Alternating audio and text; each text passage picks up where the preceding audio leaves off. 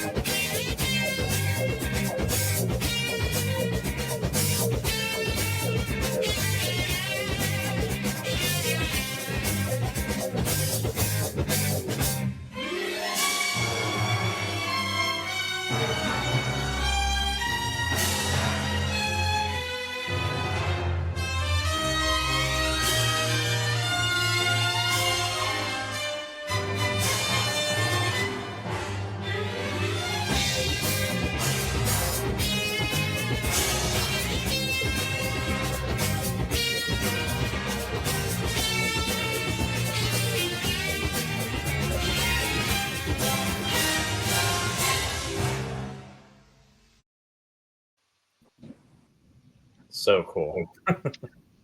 And the ticker along the bottom also does mention the episode that we're going to be discussing. So we got it covered. There's no secrets here. No spoilers. Yeah. Welcome back to Steve Warnek and Robert Wood. Gentlemen, thank you for your time today. It was clearly because the Nielsen ratings on your first two episodes were through the roof. So, that's why we had to have you back on. Thank you. We are grateful. We are grateful. We are happy. Grateful. We are peaceful. Wrong episode. Wait a minute. Wrong episode. Heard you guys talking at the beginning about how it's so strange that we're at the end of 2024, which is insane because that's I still think 1999 is the future. So yeah. How could we be here? I don't know. The future is the past. Whoa. Right. And the past is the present. Living in the future. Somehow we think of it as our past. Time gets all mixed up. It's true. Sounds like a paradox. Time is an illusion. Lunchtime doubly so. Yes, thank you, Douglas. We're having too much fun and we only just started. That's because someone decided that we should all be drinking during this podcast. So. I don't know who that could be. Cheers, everyone. Cheers, everyone. So it's only downhill from here. Pretty much. Yeah, you all tune out right now. It's over. But just in case you stay on. It might be the most fun podcast yet. It could be. It could very well be.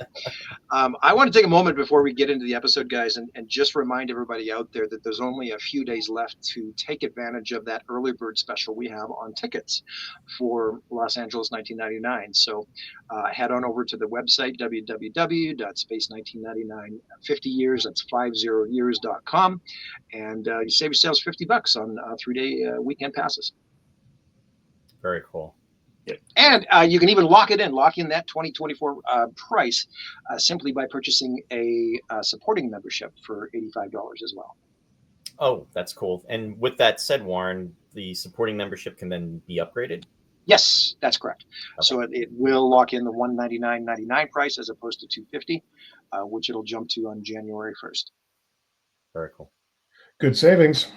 Yep. Good savings. Lock and load your savings for Mhm. an event of hilarity and fun and all kinds of good stuff. Yeah. In Well, fact, I think we're all going to be there, right? Yeah. Oh, yeah. Steve and I actually, we still have to do our year 1, year 2 debate. We're prepping for it now. We have to make room. I mean, with everything else going on, like the Bob Wood panel, which we haven't even announced. I might just, give my time to Katie again. We'll see. There you go. I used half my time. You did. I just thought I wanted to share the stage, and Katie had such a brilliant idea, and I'm like, okay, people have to see this. No, that was very nice. It was a very nice gesture and nod. Next September, though, we'll just give half your panel to John Kenneth Muir, okay? Well, Why not? we are on air. Yeah, we're supposed to be talking about Alpha Child. Alpha Child. Very spooky type of episode, at least in the beginning. Very Absolutely. The first half, there's a lot of creepy, spooky, scary stuff in there. Wonderful imagery from the beginning when the little baby transforms into a kid inside the crib. That's terrifying. And then the kid is mute and deaf and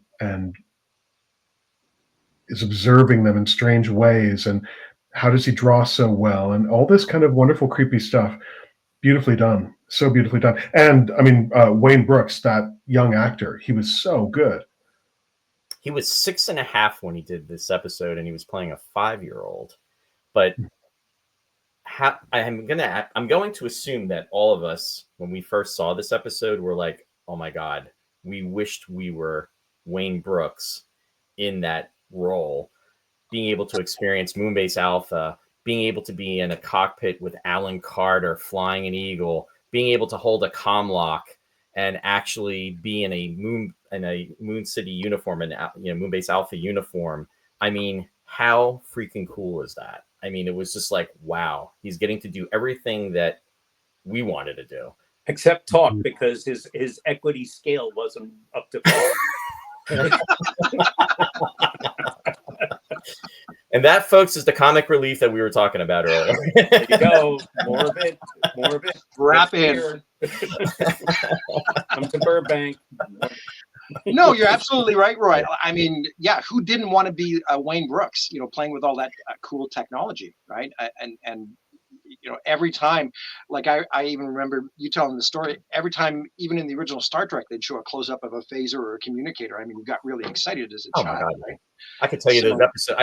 I could tell you those episodes in my mind of when they would show those close-ups of the communicator. But we're talking about Space 1999. So with that said, this being one of them where he's actually holding the working comm lock, and he's, when Paul is showing it to him, and he's like blown away by it. And then when he picks it up, when he's in Professor Bergman's quarters and he's utilizing it, I mean, those are just like such cool moments. And it's like, putting it aside what the story was about, just as far as him being in that type of role, I mean, for us, I mean, especially, when we were watching this episode, I mean, I was 8 or 9 at the time. I think it was 9. Yeah, I was 9. So, and we're all around the same age, give or take a year or two. So having similar experiences, Wayne Brooks, I tried to get him for a couple of the events. I could not track him down. So he would be a wonderful guest to have at a convention. Well, I mean, 6.5 years old, he probably doesn't remember anything from it, but right. You never know. You never know. Yep. If you're out there, Wayne. Yeah. This is for you, Wayne. This is for you. Cheers. Here's Wayne. Yes. Wayne. That's right. Well, I remember we did try, and there was a point in time where we thought Suzanne knew him, and we followed up with Suzanne on that, and it turns out it was a different Wayne Brooks. Yeah. You know what, Warren? I had forgotten about that. Clouded by the spirits. So not a troubled spirit, No, but just no. Troubled spirit. Okay. You couldn't drink a troubled spirit. You know? It's, Well, actually, it's funny though, because when you were talking about the scene in oh God, stupid brain. not space brain. Not space brain. No. Dr. Bergman's lab, or whatever it was that he was in. You know, he takes the comm lock out of a Charging. kind of device, like a charging port. I was like, wait a minute, hold on. It's That's so like cool. almost like a charging port kind of thing. Absolutely. So that's cool. You know, Space 1999 was so ahead of its time. I mean, there you go. Perfect example. Yeah. Absolutely. So yeah, Wayne Brooks, young Jackie Crawford, we love him. That whole first half of the episode is so good, you know, and why they felt the need for it not to continue that way, why they felt the need. and then it got so bad. Before we get to that, though, to the point, how it pulls us in, and even when the episode starts, it starts in main mission. There's pacing going on, and us as the viewer doesn't know what's happening. Right. And then the alarm goes off, and then Koenig says, about cutting the alarm, and then Alan says this is going to be a day to remember, and then Helen is on the big screen, and then announces it's a boy. I mean, it was just like, whoa, what's going on here? I mean, something, a birth on Moonbase Alpha. I mean, wow. And that's cool because it's tricking everyone out, thinking, "Oh my God, what's happening out there?" You're thinking something external is happening. Oh no, this is just something very personal and important, but just as important. That's cool. And seeing that image that you just put up there of Helena holding young Jackie, baby Jackie, reminds me that this is a wonderful, wonderful episode for Barbara Bain as Helena. Mm-hmm. She's got. People love to criticize and call her wooden and things like that, which I completely 100% disagree with. But this is a great example proving that she's nothing like wooden. She's got everything from joyous warmth to fear to horror and compassion and disbelief. She's got all kinds of different emotions throughout this whole episode, and does it beautifully, does it wonderfully, and it's another great performance from Barbara Bain. That's a wonderful point. And another point in regards to emoting emotions, even with Sandra, when she seems really upset, and then Koenig goes over to her and says, Sandra, what's wrong? And then she's like, I'm happy. And then Koenig is like, oh boy, you know what? It's like you can't win. But it's true to life, because that's how some individuals would respond. I mean, with being happy.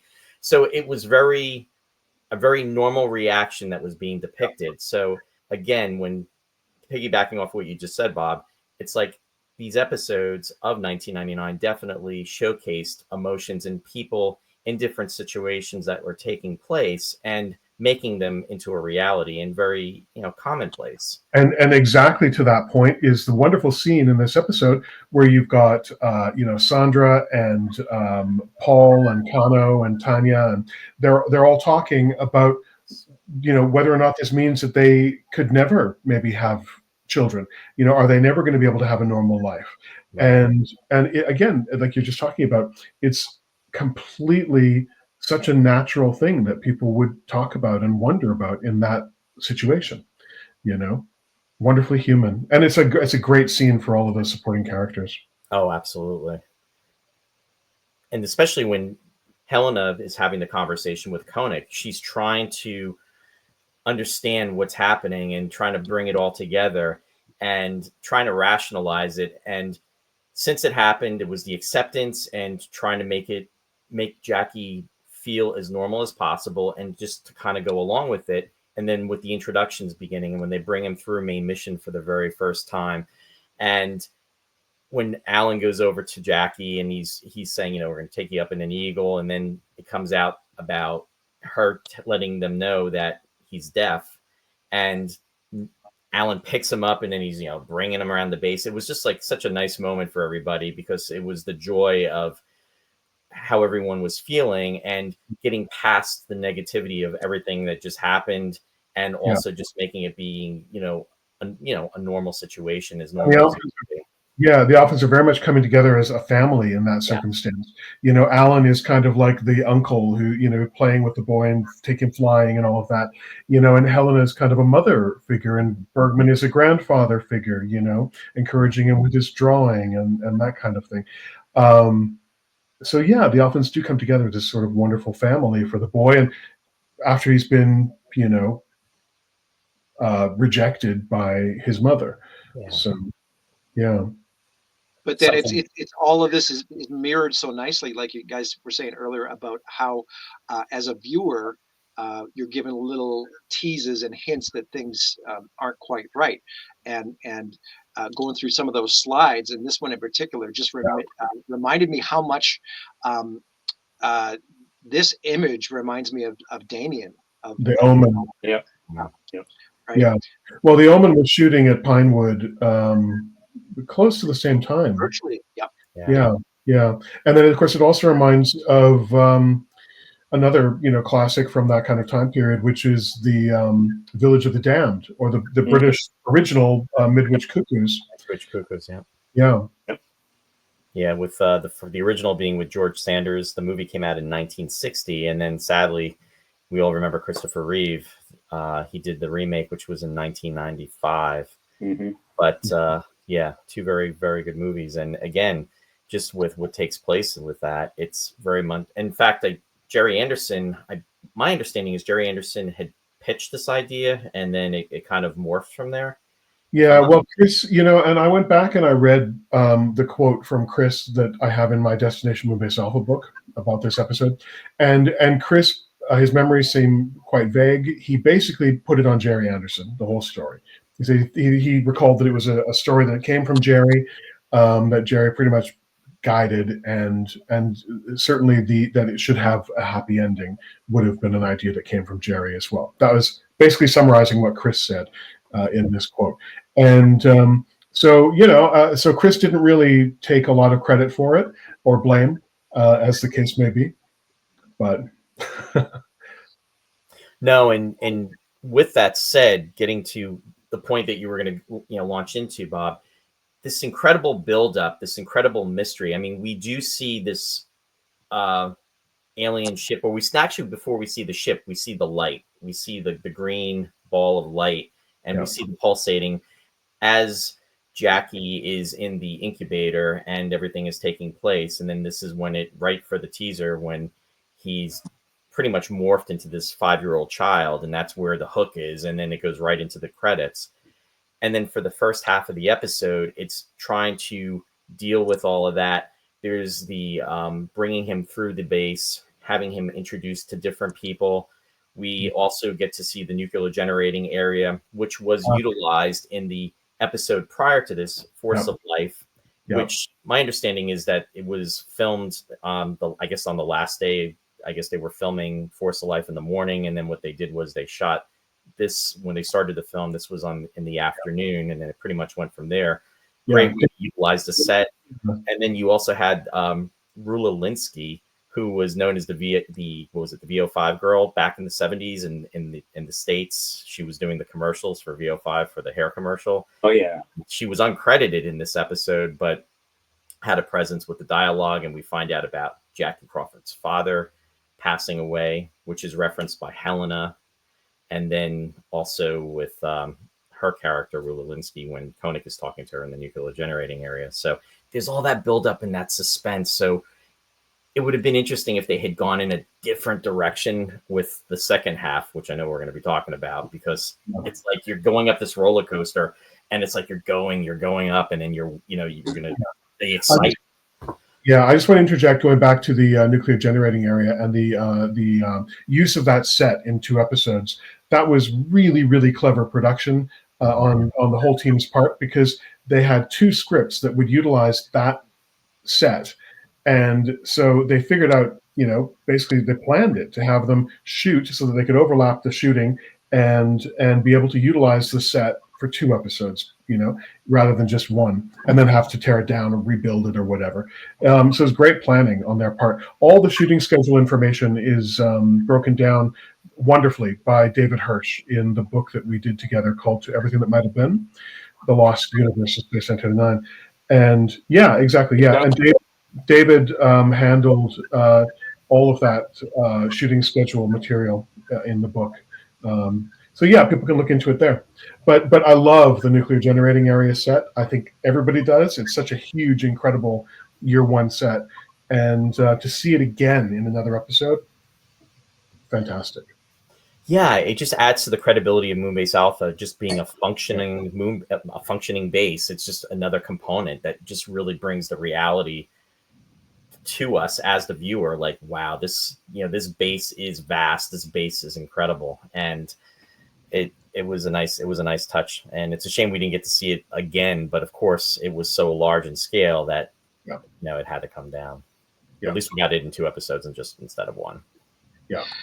We've talked a lot about this in-universe continuity on these episodes so far, guys. And one of the things I've always thought, and it's sort of surrounding that nuclear generating area set, they do state in Alpha Child that there was something that went down with Jack Crawford's death, and the fact that he worked in that area so much.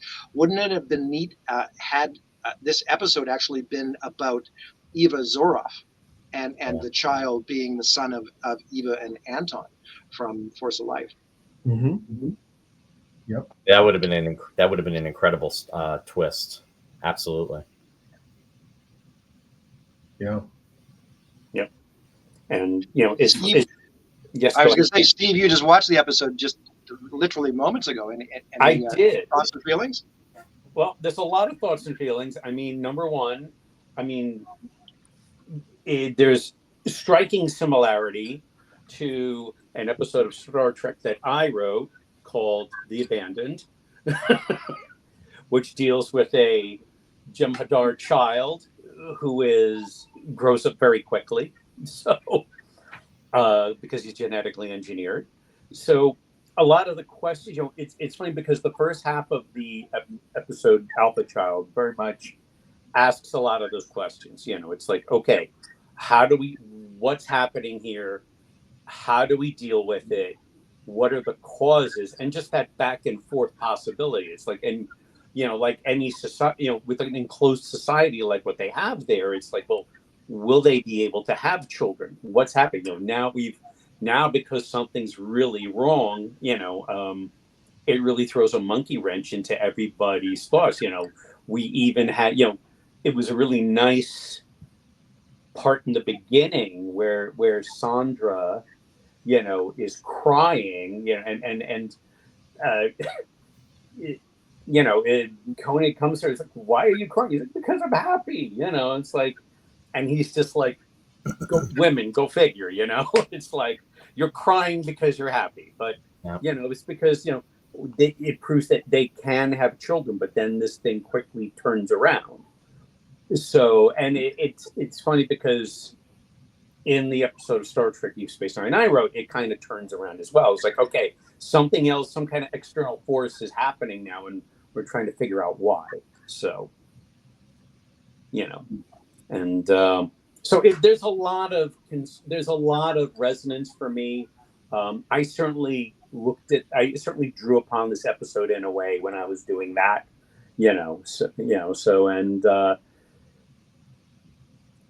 it's, I think Robert and I are I think more than Robert and I are very much in sync that, yes, it really builds, and then, okay, then what happens then? Then it's like, all right, how does this figure itself out? Yeah. And Alpha Child, to give it its due, it inspired you for that script, Steve, in Star Trek. And, now Steve and I have another project that we're working on, a totally different new project. And we've taken inspiration from Alpha Child again. because there are some incredible, wonderful ideas in there. It's just unfortunate that they weren't allowed to kind of, go through to their natural end. They were transformed into Jarak, Yeah. Yes. Well, and the other episode I'm reminded of is the child from Next Generation. Star Trek: The Next Generation. That's right. And that whole setup was virtually beat for beat, where Yep. suddenly he's 5 years old, he's being introduced around to the crew, and everybody's sort of happy, but a little, and you know what's at the same time. What's interesting about that episode too was that was part of Phase 2, which was going to be a television series in the 70s before it actually became Star Trek: The Motion Picture. Yep. So it would have only been a couple of years at that time that Alpha Child would have premiered, because if I remember correctly, I think Phase 2 would have been around 1977, 78, somewhere in that time frame, if I'm not mistaken. So you're talking maybe a 2 to 3 year lag, maybe the most, as far as that episode with Alpha Child premiering, and then that Phase 2 script being generated. But it's an inspiration, and it's again with different stories, it's a motivator. So yeah, it all depends. Like even Christopher would say, it's like there's only so many different plot lines out there. Exactly. Absolutely. Yeah. Well, that's actually a good reason to bring up the subject of Chris's book, which I'm going to show here, which is called Tipping Points. And this is a book of essays that Chris wrote. Sorry to get off topic here for a little bit, but it is actually on topic. It's a series of essays that Chris wrote and wanted to eventually publish, and he told us about that a number of times over the years that he wrote them. Sadly, he didn't get a chance to do that. And so when Steve and I saw Chris just before he passed away, we brought up the subject with him, and we said, how about we finish this for you and release it as a book? And he was really, really cheered about that. He loved the idea. He gave us a bit of guidance on it. And so, we did it. And with his wife's blessing, we did it in time. She wanted it for Christmas to be able to give to family and friends. And so that happened. But point being, and this is available globally on Amazon. But the last essay in the book talks about writing, and talks about the relationship between writers and editors, but specifically about writing. And he does talk about how a writer is, or anyone in the arts really is kind of an amalgamation of all the different influences and things that they've loved before. And so, who knows how many of those different elements are in the back of your brain, consciously or unconsciously sometimes, that find their way into your own work when you're creating something. So, and that could be the case with Star Trek Phase 2, or it may have been a blatant ripoff, but either way, those elements from the past are always influencing new stories. And it's wonderful if you can take an inspiration, like I say, from Alpha Child, an episode that starts so beautifully and fantastically and doesn't fulfill that promise. But if you can take a kernel of inspiration from it and spin it into something new, and hopefully maybe it'll end in a more satisfying way, then that's a great thing. And Chris would have, been all in favor. And not that it's something you have to be in favor of. It's something that is, but he would have supported it. No, and that's such a wonderful point, because even at the beginning, we were talking about how this story was very similar in content to the Midwich Cuckoos, and then also Village to the Damned. So it's another example of Alpha Child was an inspiration from another story potentially. So again, what you were both saying in regards to, there are so many plots, there are so many stories, but it's having that personal interpretation and being creative and creating your own in which to branch out and have another piece. So it's a wonderful tie-in, and it's a wonderful tie-in to the book that you just mentioned that you did for Chris. So thank you for sharing that. It's Well, it was an honor for us to be able to do it. Just to be able to conclude a project for him that he wanted to do. Huge honor. And I'll just tell people that the essays that are in the book are all about topics that were deeply meaningful to Chris. Some of the topics have to do with the future of the planet, the present of the planet, climate change, politics, But there is a variety. There's one that's about the importance of books in our lives. So there's a nice mix. There's one dreaming about how we can have a utopia on our planet. So it's a wonderful kind of collection of his beliefs and thoughts and philosophies. So anyone who loves, Space 929, who loves the writing that Chris gave us, I hope will love this book as well. Very cool. Awesome. Yeah, thanks, fellas. We're all in still a state of mourning and loss over Chris. He was a wonderful man, and boy, just what a tragic loss to the entire community. Yeah, he was just so wonderful and generous. The first time I met him was at the New York Space 929 convention in 2000.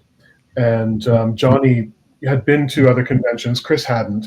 And Johnny Byrne brought Chris to that one, made him come, said, "You're not going to believe these people." They they love it. They love everything about it. They love everything we say, and basically said Johnny got Chris to come, and then Chris got into it, and he was in it with us for the next 24 years. Yeah, and it was wonderful. Yeah, I met Chris at the 2012 convention. That's where I met Robert as well. And now my life has been forever changed. In person, we had met before that, but not in person, because we first met. We were introduced via email and stuff ahead of that. That's true. Yeah. Well, it's interesting because that was the first convention that Roy and I met. Yeah. Really? Bob and I had known each other for years previous to that, but it's the first time I met Roy, and then Steve. I'm sure we had a quick hello during that. I'm sure we did. There was just so many people that came together at that particular venue. That's where we met our old mutual friend Tammy Klein as well, and Yeah. And I do want to mention, I'm sorry to digress again, but I just want to mention, something about the death of our very dear friend Glenn Campbell, Mm-hmm. Who passed away a few weeks ago. We lost in 2024. We lost two really, really important close friends. Chris, of course, being one of them, and Glenn Campbell being another one. Yeah. And cheers to Glenn. Cheers to both of them. Both of them. Yeah. Cheers. But it was really tough. Especially coming off of the death of Chris and now Glenn. I did have Tammy did do me a very solid honor in letting me speak at his, I'm not going to call it is at his service, His celebration. Yeah. Yeah. There were some great people that were there. I saw a lot of great people there, Mike and Denise Okuda were there. Doug Drexler was there. John Eves, all kinds of great technicians from Hollywood. And for anyone who doesn't know, Glenn Campbell was in Hollywood special effects for decades.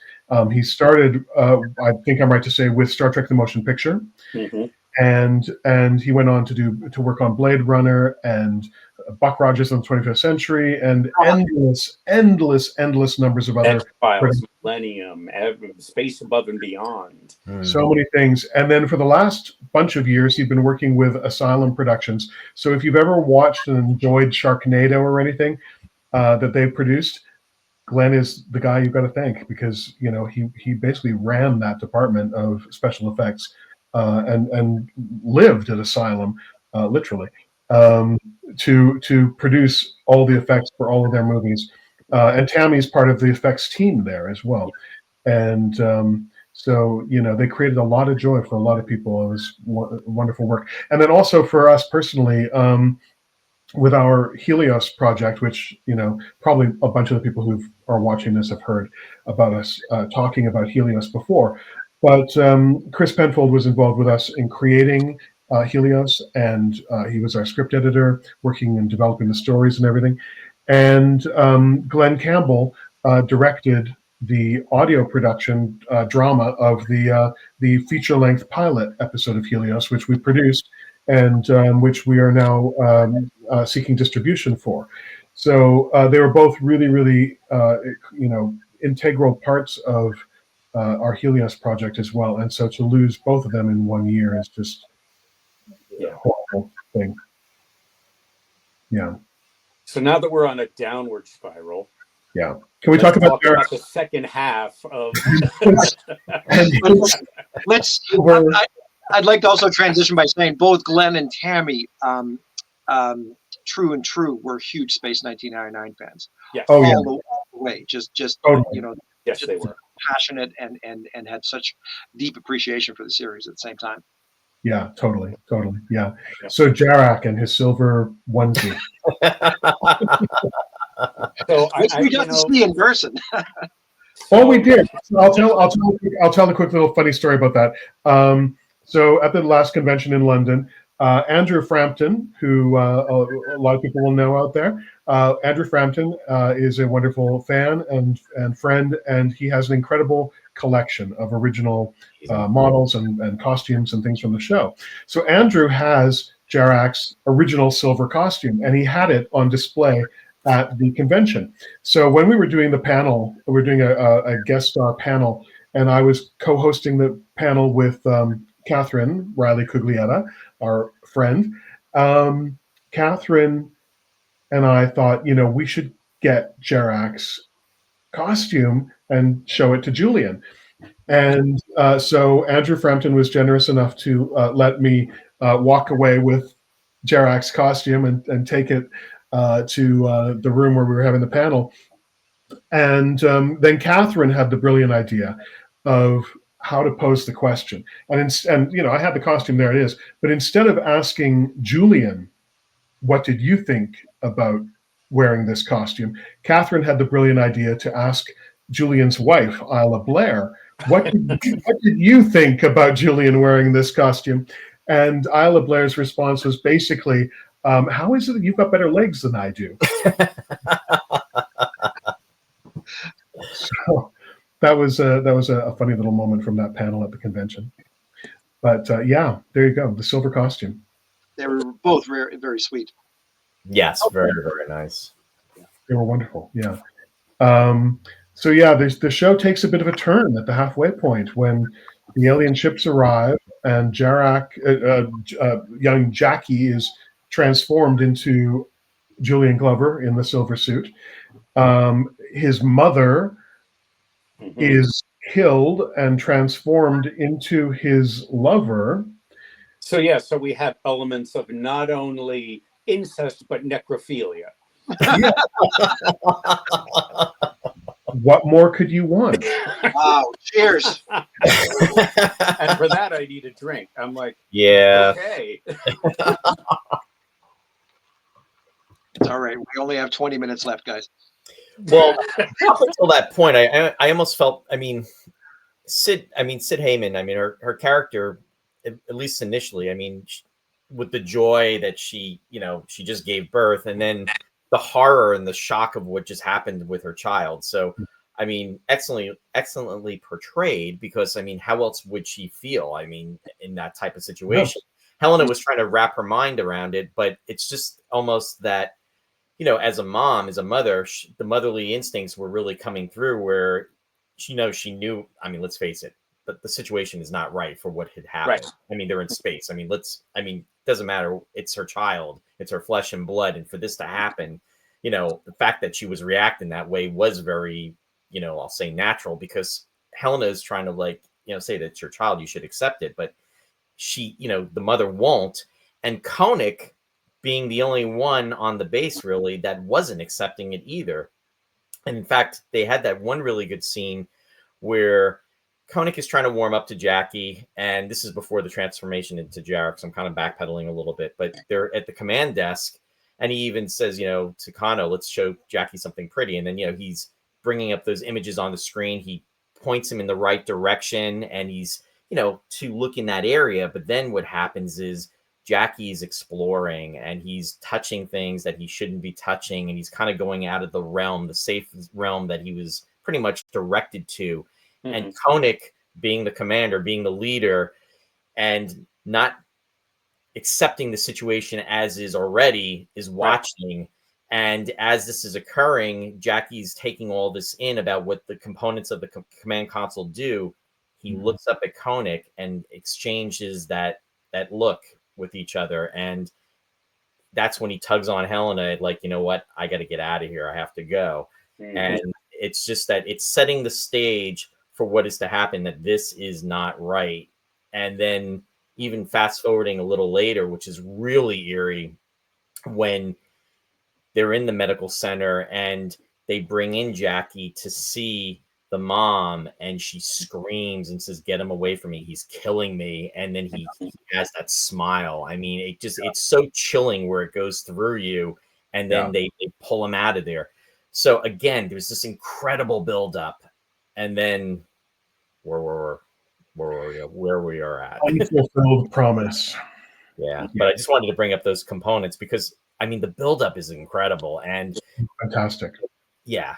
Koenig is not buying into it. And no, he's not buying it at all. He says all of our inquiring minds have become, very charmed with young Jackie. It's almost like, and I'm fast forwarding to the Bringers of Wonder, when Koenig is the only one on Alpha that sees the aliens for what they are, and he says, what's happened to your instincts? What's the matter with you? Are you all right? It's the same kind of thing where they're overcome by the joy of the situation, and they're not being rational scientists and asking the questions that they should be asking, and things are going in a different direction. It's similar, but it's different. This is not an illusion, but it's their emotions are essentially being tapped into because it's a child, and that's what's playing out. Yeah. Koenig also has a wonderful, wonderful line. We're all afraid of the unknown. Yes. Which in the context of the episode works perfectly, but also in the context of the whole series. Yeah. I mean, that's kind of 1999. I mean, they're out there on a one-way journey into the unknown, and they're afraid of it, basically, which was what really separated it from Star Trek, where they were out there, as Martin Landau said, there was something kind of more macho about the way that the Enterprise was out there, because they were in control. They were super powered. They had a whole Starfleet behind them, and they were in control of where they were going and what they were doing, and they had more power than most of the people and races that they came up against. Whereas 1999, we're all afraid of the unknown. And that's the thing, and it's really dark and scary out there. Absolutely, and it's, again, there's the humanity coming through, because even though Koenig is asking the questions with what's happened with Jackie, and then that alien spaceship appears, and Alan really pretty much is, I want to get out there. I don't trust it. I want to go blast it out of the sky. Yeah, exactly. And then when he's out there, and pretty much they can't communicate, and Koenig is almost going back and forth about the order, what to do next. And then he happens to look down, and then there's Jackie. And then immediately he turns and he says, "Alan, return to base." And it's like, and then, the next scene is like with Alan saying, why? It's to your point, Bob, what you just said. And he said, Alan, they could have assumed you were the aggressor. They could have blasted you out of the sky, but they didn't. It's just that, the whole thing with the unknown, and maybe they are trying to communicate. So even though Koenig is asking the questions and he's very suspicious, at the same point in time, he's not discounting that, what, we're not communicating. Maybe there's a misunderstanding. Let's not just, shoot for the sake of shooting, and let's try to connect. And then, but at the end of the day, they're not really communicating. They're just like there to take them over and eat them. So yeah. And then when he finds out that, what happens is they knock out the cameras, and then Alan says it's an attack, then Koenig goes right into command mode. It's like, what? Stop them. We're not going to put up with this. And then that's when everything, again, Jackie's going to the next level where I'll be back in 1 sec. Sorry. You're mentioning the alien ships. And of course, there's the ships of Jarak's people. Yep. Which are wonderfully kind of bizarre and alien. The shape of them is so strange and unique.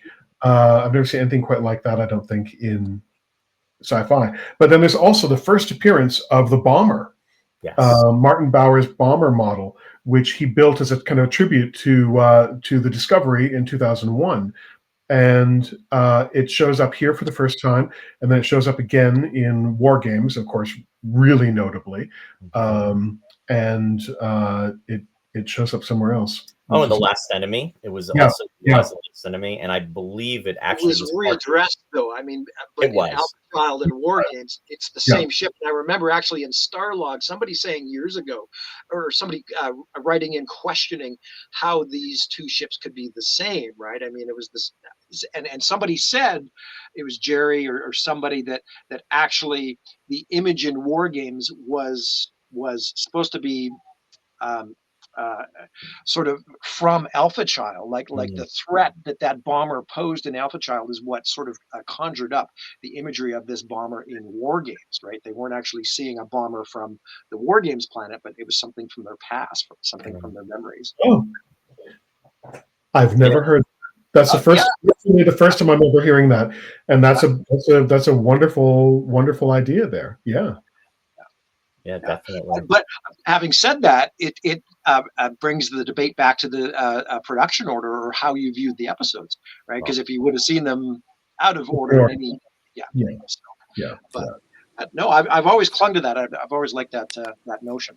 Yeah, I heard that too, but I agree with Bob on that. That's an awesome. It's pretty great explanation, or Yeah, it really is. It really is. And I do personally love production order because you get to progress kind of with the characters much more so, because there is a character arc. I mean, there are things that progress for the characters. John and Helena's relationship more or less progresses as the series goes on. Carter and Koenig's relationship, very much so. In the earlier episodes, there's an antagonism. There's a kind of a tension and a conflict between them, which gets resolved, and then Alan becomes Koenig's biggest supporter. After that, there are those sorts of things that watching in production order you get to appreciate. Also, like the colors of the lighting panels in Main Mission. When they change, I think this is the first episode that they're green. They're green. Yeah. I love that green. That green is it's funny, as an exercise, what I did was I went through the production order and did this probably about maybe 15 years ago or so, and wrote down the colors of the background as they, and there is, they're all in sync, and then they change. Depths of the Dominion, collision course was green, and I really, it's very serene, so to speak. See, and I'm going to one up you there, Roy, because Bob probably doesn't remember this, but him and I actually did something similar probably back 30 years ago in some of the old fan club newsletters. I was remembered by this and just digging up all the covers recently for the London Con booklet. But I remember you and I going through that because we were really curious about the production order back then. Nobody had a clue, but we were able to at least group the episodes into about 5 different groupings throughout year one. Well, I don't remember that, but it sounds like something we would have done. That's what's so cool about connecting and everything, because you hear different stories from the fans, how a lot of us, most of us had these similar thoughts about doing different things. It's just that unless we really connected, we never really would know that. But it's so cool when you do find that out. I mean, for me, and I've told this story before, I always thought Dragon's Domain was like the second episode, because that's the way I saw it back in the day. It was after Breakaway on WPIX, and then when I got the technical manual from David, from Starlog magazine, I got that. I think it was like in '78 or '79. It came out a little earlier, and then to find out that Dragon's Domain was the second to the last episode, I was like, "What? Really?" I was like blown away by it. But then, of course, as you watch the episodes, you can see, I mean, as far as, the way, again, with the production and just the way everybody looks, there's some variations in the uniforms and the sets, people are, it was filmed over a 15-month period of time. People look younger in some of the earlier episodes as opposed to, the later episodes, hairstyles, whatever, changing. It's just. And the fact that the voiceover utilized in Dragon's Domain in Chris's script inspired Johnny to do the voiceover in Testament of Arcadia right after it. Exactly. Yeah. It's just, it all like comes together. But to find this out, it was like, wow, this is just like so cool. All the things that make us excited. Well, certainly there are all those little clues. Even like when you watch Dragon's Domain, you see the foreshadowing of the year 2 jackets and costumes, right? Because you see the orange and blue jackets. The name tags. The name tags are on the jackets as well too. Something that took place in year 2. But no, it was Julian Glover. I mean, say what you will. I mean, I think he's sort of down through the years, he's had certain things he said about the series and remembrances. I think he remembers more Isla's appearance in War Games and the makeup and the prosthetics there. He didn't really have a lot to say about his little silver jumpsuit, but it's funny that all those years later we were able to bring that back, bring it full circle, if you will, with Julian and Isla right there. Well, and I mean, the fact is, I mean, Julian has had a pretty amazing career, and including recently, with Game of Thrones, right? And so pretty damn major actor, and to have him and his wife Isla at our little convention, and being such good sports and wonderful, friendly people, and not just at the convention, they also did the virtual online con during COVID as well. Yep. So all kinds of kudos to them for just being wonderful people. Very well rounded as an actor. I mean, he did the Doctor Who episodes. He did the Doctor Who episode with Catherine Schell. What was it? The City of Death. 78, 79. They did that. He was in The Empire Strikes Back.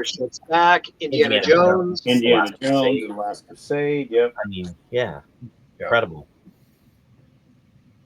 Yeah. And they were just super nice. So again, if anyone out there is watching who have not come to conventions in the past, these are the things you're missing out on, and it's all amazing. I mean, it's these wonderful, fun experiences with the people who were in the show or making the show, but also it's the family and the friendships that you make with the fellow fans, and it's an amazing thing. And every time there's a convention, there's some new people who come who've never been part of it before, and are welcomed into the family. So it's wonderful. It's pretty both amazing. From a fan or attendee perspective as well as celebrity. I mean, it's remarkable. Even now, again, I'm going to use the phrase "all these years later," but I mean, there were people that had come out for the very first time when we did our small Calgary event. Yeah.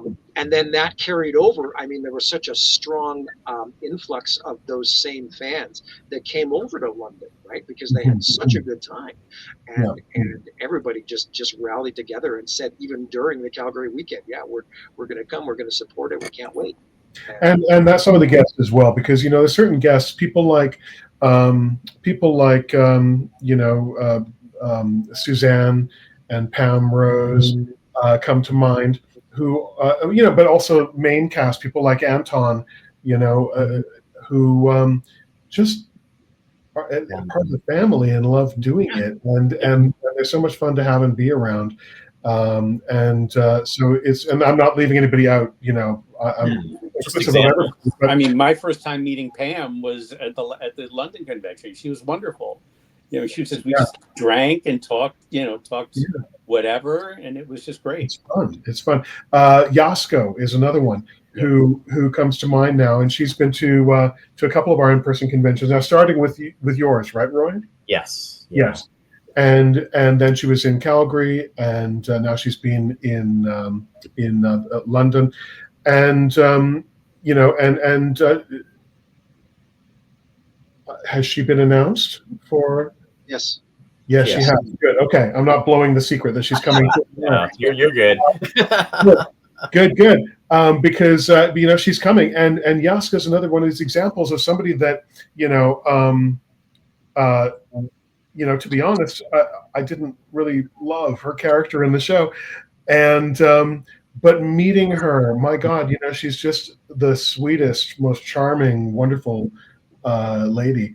and some, just fun to have there. And but she's also having a wonderful time being there. She's loving it. She's choosing to come and be with us, as they all do. But yeah, it's special. Anyway, we're way off tangent now, aren't we? We are. We're really hesitating getting into that second part. I know you guys are doing everything you can. Maybe if we avoid it, we won't have to. The podcast will just end, and we'll never really have to talk about it. No, I will point out in the second half, there are still some wonderful bits in it. I love the sequence where Jarek and the ship is firing the beam to kill everyone on Alpha, so that his people can reanimate the bodies and take their places, and all those images of the imagery of the Alphans writhing in pain, with this beam hitting them, killing them, and Jarek, talking about the designated will die, and all that kind of thing. I mean, that's, I thought, wonderfully well done and scary, Yeah, because there was nothing that they could do. He said, you are dying, and then the next thing you know, they're all falling over, and they couldn't stop it. Koenig tried to go for the stun gun. At one point, he couldn't even pick it up because he was being choked to death. Got to mention the effects. I mean, there was some cool effects. I mean, again, the episode before with Force of Life, we saw, unfortunately, poor Anton Zorov got fried. But when Jarek was having Koenig pretty much turned the laser on himself, and then what happened was the security guard jumped out of nowhere, and the angle that they capture that was done. It was an amazing choreography with that the way that scene was done. And then what happens is he knocks him over, and then he still fires the gun, and then he catches another security guard in the arm, pretty much fries his arm, and sadly, I'm going to assume that he was killed because the gun was on the kill ray. But that's another time, another instance where we got to see that being done.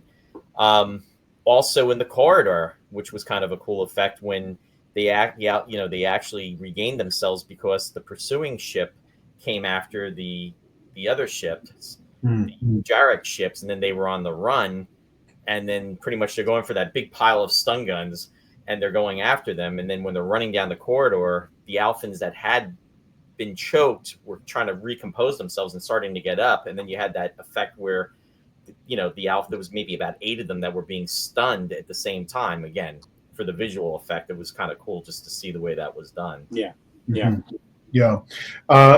quite a few of those things that you're mentioning there also come down to the direction as well. And this was directed by Ray Austin. And Ray, was a great director. He did a lot of wonderful stuff on the show. Yeah, no, he definitely did. Former stuntman too, and really? Ray Austin had worked with Martin Landau on North by Northwest, so they met each other, knew each other before, and then worked on 1999, and then ended up working together again. I think a couple times later.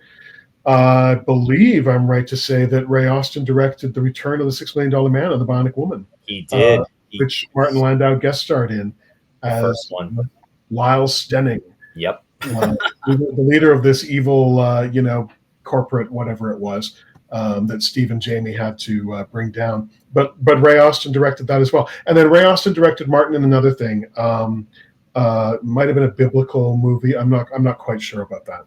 But I can't quite remember. But yeah, Return of the $6 Million Man and The Bionic Woman. That was the first of the 3 movies. And I believe that came out in 1987, which would have only been about maybe 13 years, because this was shot in 1974, since he had done that.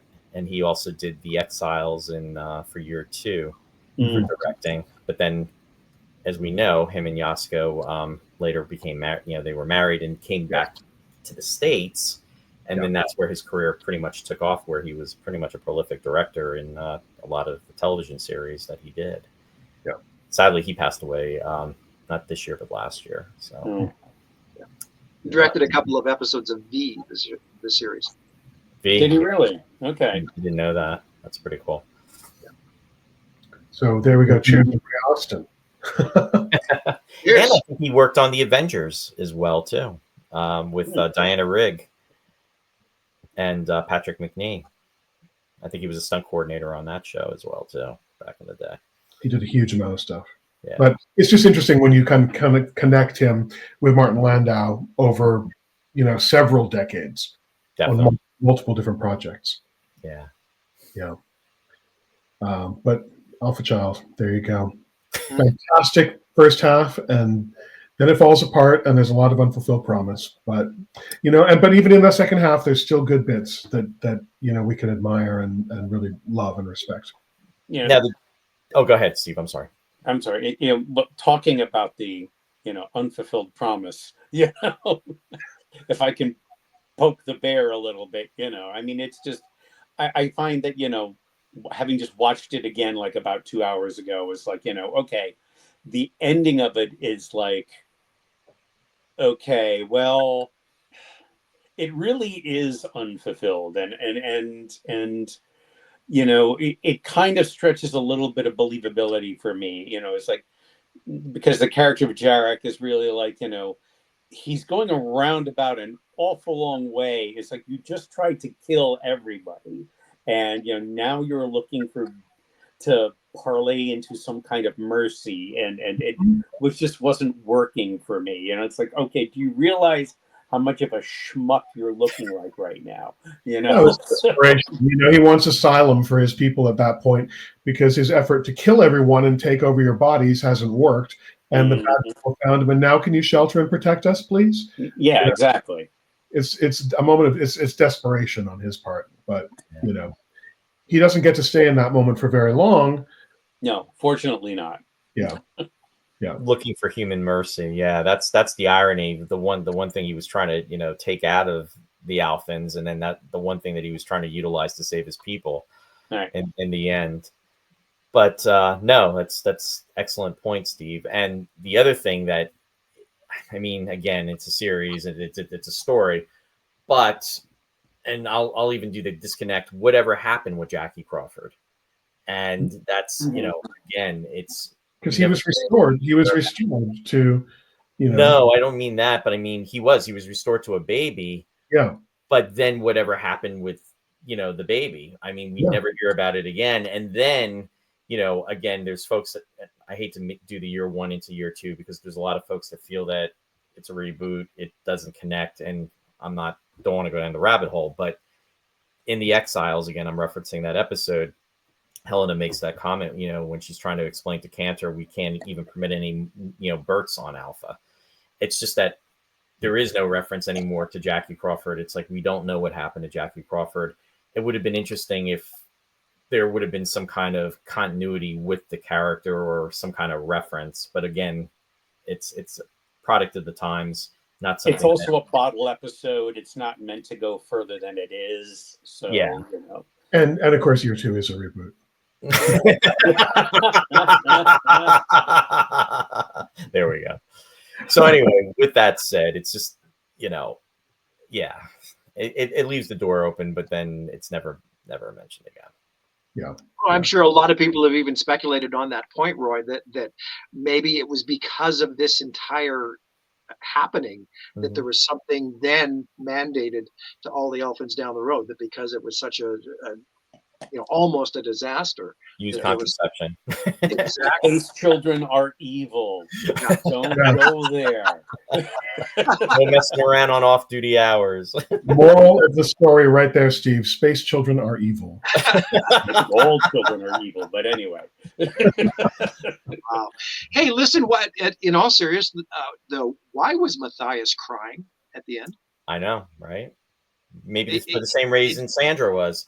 He was happy. Completely out of character. It didn't make sense. I think it was something, and I noticed that as well, actually. Yeah. I don't know if it was from it. You could say it could have been from pain of what he just went through, or did he look over there and it was something that's now off camera that may have been cut, that, okay, this had happened, or just something else. Not sure. About the idea that Jackie Crawford is now back to being Jackie Crawford and gets to live his life. Right. I'd like to think that it was something that was maybe scripted or, and got cut, that, hey, or something that he has seen what happened, okay, and everything is now kind of right with the world, and for him, okay, this has been fixed, but again, there's not a lot to go there. So I mean, one thing that I read was too that there was in the one of the scripts, Jackie's nurse actually had had a little bit more of a presence, because when Koenig asks where Jackie is, Helena even makes the reference that he's with his nurse, and there was something cut, or maybe it was not filmed, but it was originally in the script, in where she is looking for Jackie, because we do get to see that nurse. In fact, it's the woman that Matthias is with when they're choking and they're pretty much being killed. And in fact, when Jarek comes in, they had just recovered. He looks over, and then what happens is the one nurse passes out because he chokes her, and then the other one, with his mind, passes out. So there was a presence with that actress, but it's just that scene involving her directly with Jackie did not take place that we saw, because again, it may have wound up on the cutting room floor, but originally was in the scripted dialogue. So that could be, Steve, in regards to what you're indicating as far as what happened with Matthias and why he was crying, because it's kind of misplaced. It doesn't make sense almost. Yeah, it seems almost as if there was an entire other. I mean, and I would have liked to have honestly seen what was the dialogue going on the other side of the door. Yeah, I mean, it really, there's like a hint of that when Jarek confronts Matthias there, and it could have been a really cool shining moment for him, and everyone in that room. But I think something was just moved away, shoved aside, in favor of what was going on outside with the main cast. Yeah, that totally makes sense. We'll never know. We'll never know. We'll never know. No, I mean there was another draft, I think, of this script as well, written by Edward De Lorenzo, based again on Jerry's ideas, but then I think Chris completely wrote it. And, so we'll never know. I'm not aware of that Edward De Lorenzo script existing. Okay. So I've never seen it. I might be wrong, but I'm not aware of it existing. So who knows what was in that? and then maybe we'll sit down with Anton and make him watch it and say, why are you crying? There you go. Tell us, Anton. Tell us. Because he was happy it was over.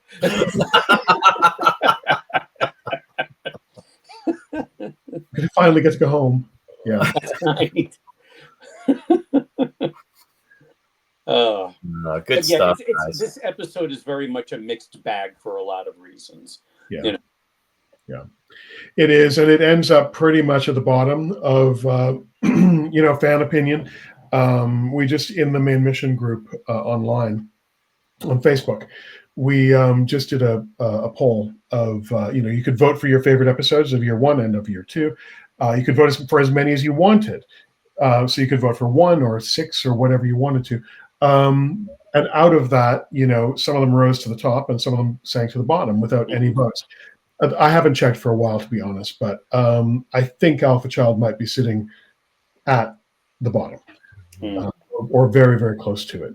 And I think it's just because the second half. I mean, I think if that story from the first half had continued, it could have really been an amazing whole episode. Yeah, because I mean, it devolved. It just came to me really right now. It kind of like devolved into Monster of the Week for me. Second half, really.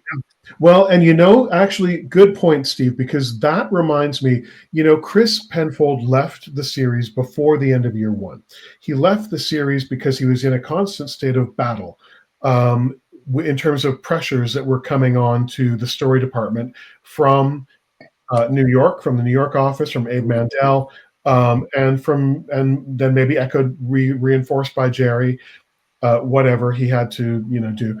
But Chris was always in this state of battle, and the tone of the series and the kinds of stories and everything were being forced to change and shift. and it was an antagonistic kind of thing, and it ended up pushing Chris out. I think it got to a point where either Chris would resign and leave of his own free choice, or he would have been fired, because they were determined and being enforced to change progress the kind of storytelling in a way that maybe Chris didn't want to do. And that's an example of it right there, where that episode, effectively, they did force it to shift and have a monster come in. The monster is Jarak. Yeah. It's a little different than the Year 2 monsters, but it is a monster that had to come in and take over that episode. And it would have been very interesting if the monster, or I don't even want to say the monster, but in essence, I mean, Jackie Crawford was the monster, but if they had kept it as Jackie Crawford, you know what I mean, and developed, just went in a different direction entirely without the metamorphosis of Jackie going to become, Jarak. But I mean, they try to cover it up with Jarek's line when he said, even when he was in an incubator, and then, as a 5-year-old, they made him the darling of the base, but there was only so much he could do, so to speak. So that's why it's almost like they were trying to play it off where that the explanation for him, changing was that, so he could be more, imposing, be more in control. But I think that with excellent storytelling and the writing and the directing, you could have gone in that direction where he could have been he didn't have to grow up. I mean, we were talking about it earlier with, with the Village of the Damned. I mean, those kids were, what I mean? They didn't change them at all. And it would have been interesting to have seen it go in a different direction. And, maybe he would have started communicating or what have you. But again, it is what it is, where we're at. We can imagine what might have been. Exactly. To everything that could have been. But no, this has been an excellent discussion, guys. I think, Roy, we need to talk about your lights. Yes, I love the light. Oh, it's light. Yeah, I just wanted to try this different. I thought it would be kind of cool, and then with New Year's Eve. But as everybody out there knows, maybe not. But I do Roy's Tie-Dye Sci-Fi Corner, and I thought it would be great for the ambiance. So it's something I'm just kind of experimenting with. So, but it's totally in keeping with 1999, because there's those episodes where that strobing, like multicolored light, is utilized. Another Time, Another Place being one of them. Yeah. And Space Brain, of course. Yeah. And so you've got it now in your. You have it all there. Maybe we all need that. Tell us how to get that, Roy. Yes. So believe it or not, you can get this very simply by purchasing Philips Hue lights, and it's the coolest thing. You get these bulbs and you put them into your lamps, and then you get a really cool remote control, and then you can have it set, and the rest is history. But I'm glad you guys are liking it, and I'm hoping it's not too distracting. So when you're commenting about the episode and you have talked about everything Alpha Child, and you feel that you want to comment, let us know how you feel about the lights. I have my own little light projector. It'll put out a star field. I was thinking about putting it on right now. What actually inspired me too is I have the Hallmark Enterprise in the background for Christmas, and it does that. It changes with the lights, and I was I was thinking this would be really cool. And I was talking to where I work. The owner has that set up outside, and I just thought, really, you can just, and he's like, yeah. And I did this like yesterday, ordered them on Amazon. Like I said, like $15. They came, and I was just going on about it. And Shari was just like, she said, you're acting like she thought it was cute. Like I was a little kid that was like so amazed, putting these light bulbs into the lamps, and the fact that there's a remote control for the light bulbs. I mean, really, a remote control for light bulbs? I mean, I'm just like blown away by that. I mean, this is where we are with technology in 2024.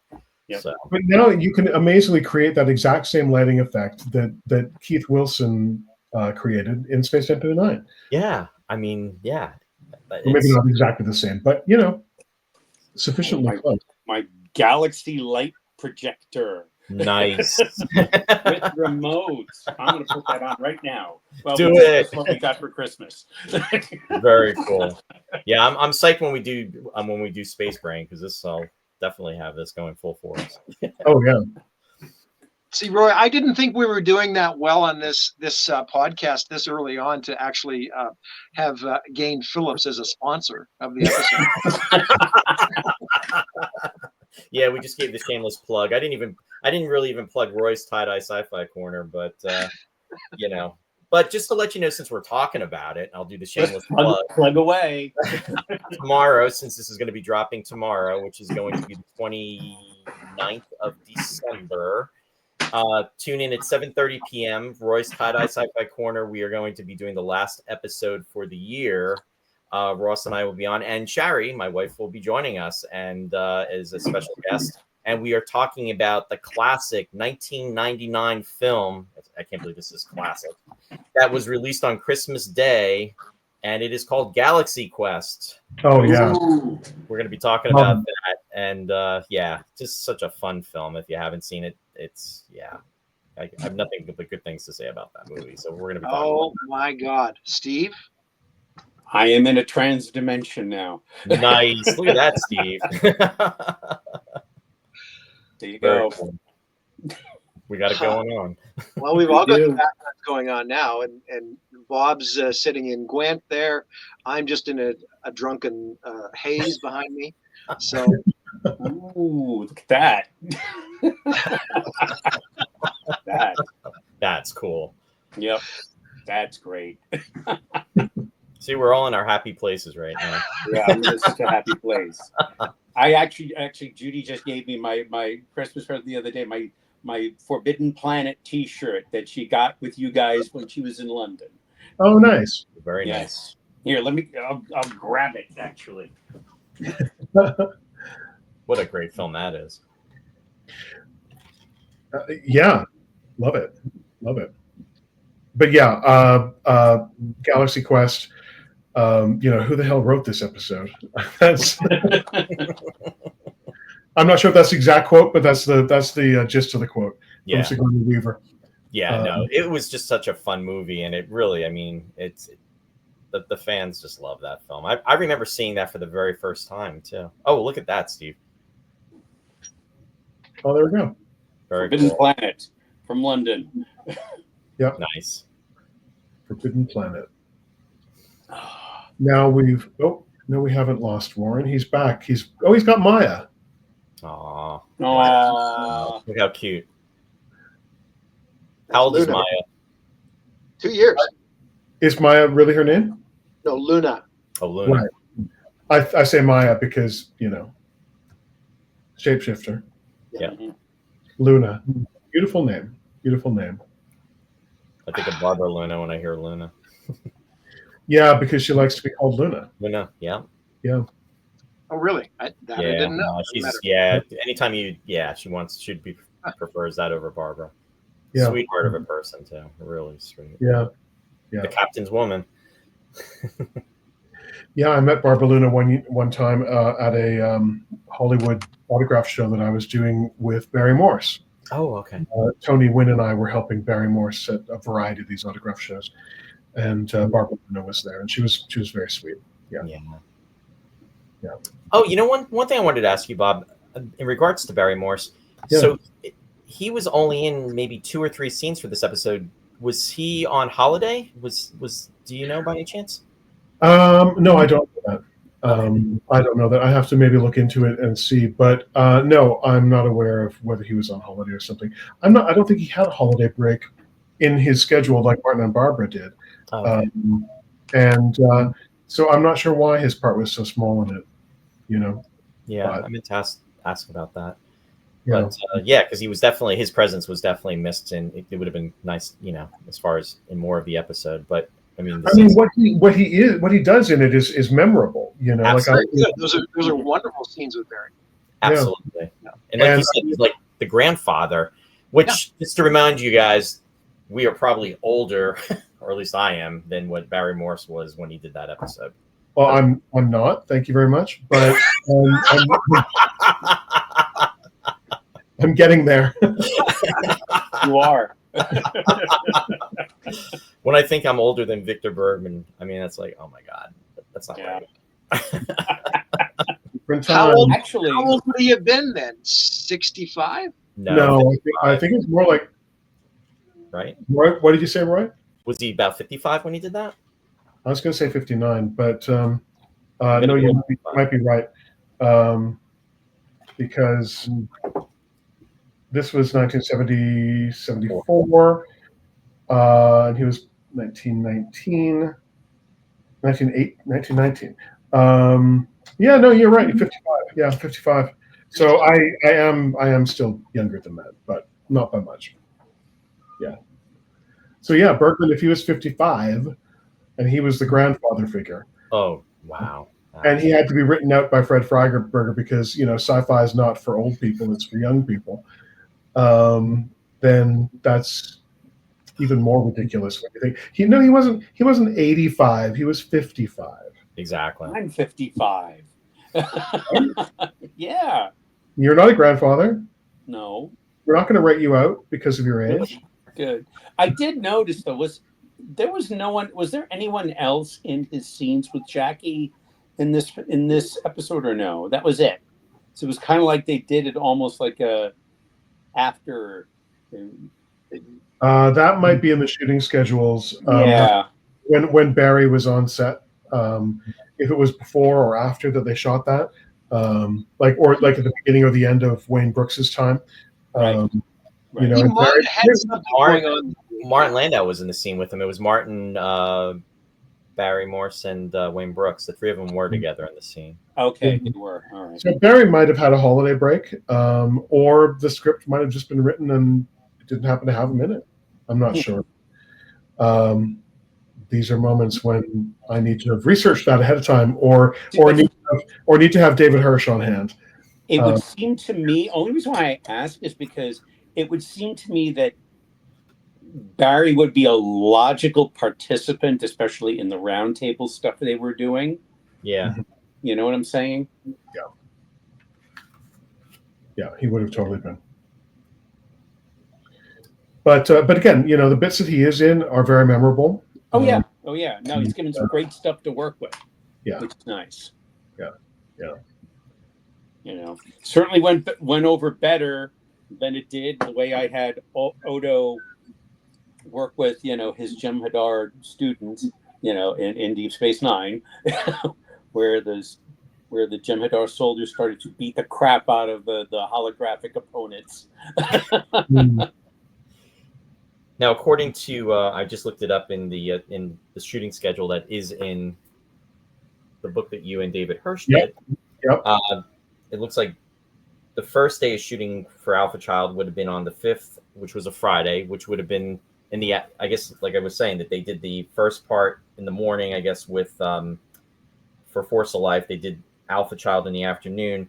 But then on Monday, they shot in Bergman's quarters, and that would have been on July 8th of 1974. So it was one day of shooting. So there you go. So they used Barry at the beginning of the episode, got his shooting out of the way, and then didn't utilize him for the rest of the week and a half or however long they took to shoot it. So maybe Barry did have a holiday break written in, possible. It's about halfway through. Yeah. Yep. Very cool. Interesting. Well, listen, guys, I hate to have to tell you this, but I forgot to stop the recording about 20 minutes ago. So we're running into overtime here. Well, this has been fun. This has been great. Yeah. Viewers are getting even more for their money. Alpha Child would end up being like one of your longest podcast episodes. Yep. I think so. Like I said when we were starting to drink, nice podcast, kind of peaceful. Nice people. Cheers to that. All right. Well, I think we'll call that episode a wrap then, unless anybody else has anything they'd like to add in relation to Alpha Child. No. But this is our last podcast for the year, though, Warren. So, yeah. It is a special occasion. I'm really, really thankful to be joined by these two fine gentlemen, and hopefully we haven't behaved too badly, and you'll have us back again. Absolutely, it's been fun. It was a lot of fun. Although Steve didn't drop an F-bomb this time. I did not. You're right. I was very proper. Got all the views last time. That's your what cue. is it if you can't, drink and swear? That's your cue, literally. Oh my God. On that note. Well, okay, we'll say Happy New Year to everybody out there, and thanks for your support. Of course, be watching into 2025. 2025 for some new and exciting announcements and projects and conventions, and yeah, appreciate everybody and everything out there in Space 1999 land. It's almost like we're living in the future. Yeah, it is. Almost like. And since we are living in the future, I'm making a final plug for Christopher's book on Amazon. Yep. Okay, in soft cover as well as in ebook format. Mm-hmm. Okay, so it's worth a read. Some good stuff there. Yes. That cover goes really nicely with the colors that are running behind you right now, Steve. It does. It does very much. Look at that. That's really nice. Look at that. Very, very nice. Blends right in.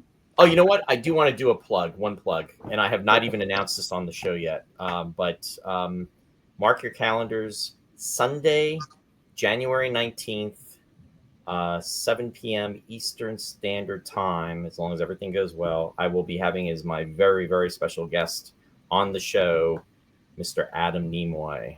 So, oh, really? Wow, nice. So he will be good. So yes, he's super cool. I met him in Vulcan one year, Roy.